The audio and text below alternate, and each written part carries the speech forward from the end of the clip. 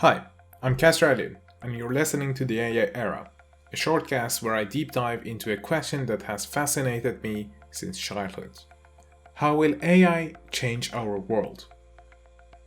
As an AI researcher and co-founder of an AI startup, I work closely with cutting-edge developments in this field, and every day I get a glimpse of the future we are heading towards. In this episode, I want to talk about something more personal. Not about productivity, not about economics or policy, but about identity. Because here's the uncomfortable truth. AI is redefining what it means to be useful. And being useful has been at the core of how we define our identity in society.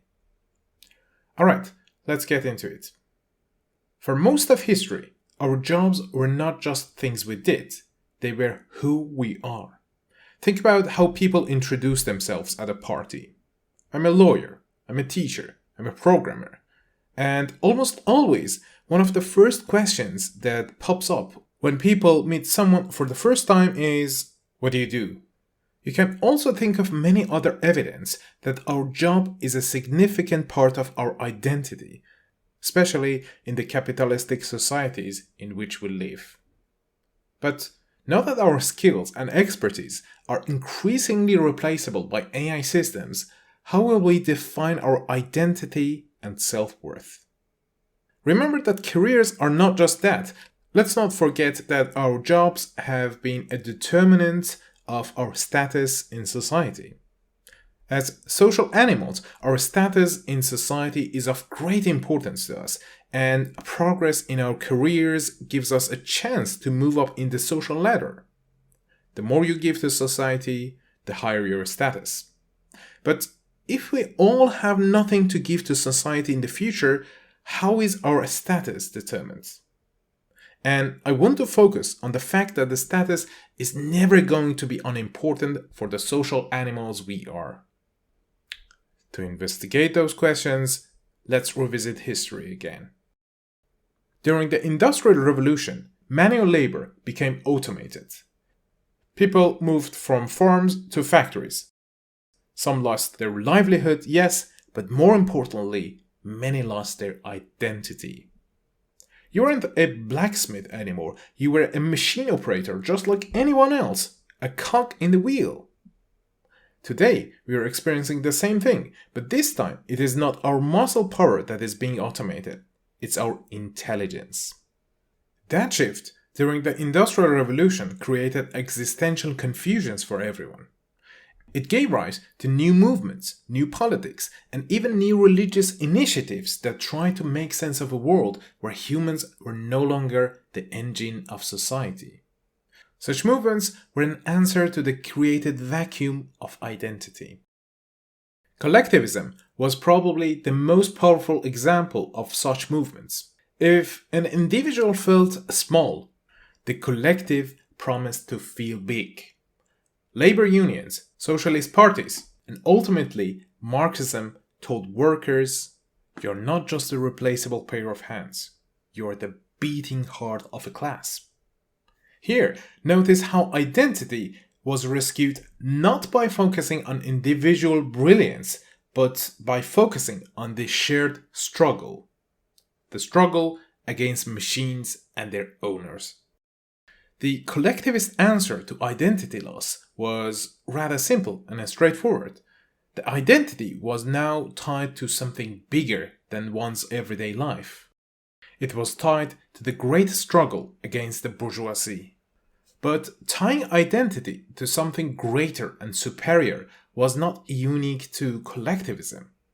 Religion presented this idea of tying identity to God way before collectivism.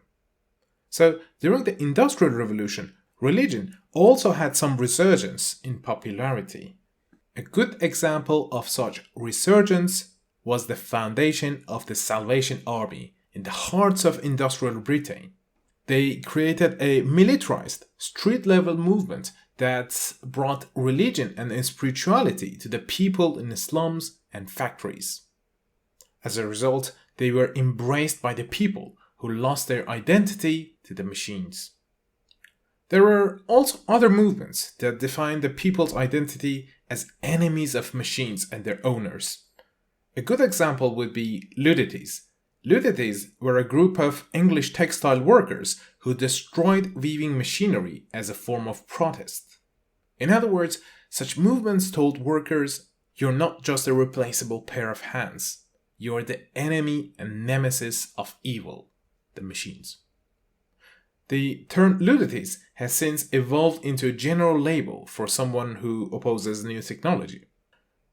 By looking back at the history of these changes, it is evident that the identity loss challenge is anything but trivial.